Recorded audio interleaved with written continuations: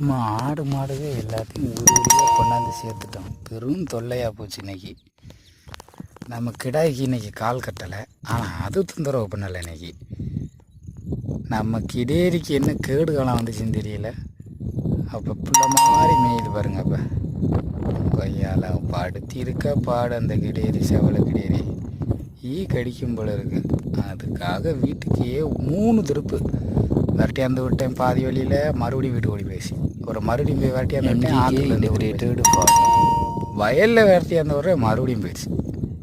வந்த வரைக்கும் பிடிச்சி காலை பிடிச்சி ஒட்டை கட்டி வச்சுருக்கேன், கழுத்தையும் காலையும் ஓடாத மாதிரி. ஆடுகள்லாம் இப்படி பரவாயில்ல மேயுதுங்க.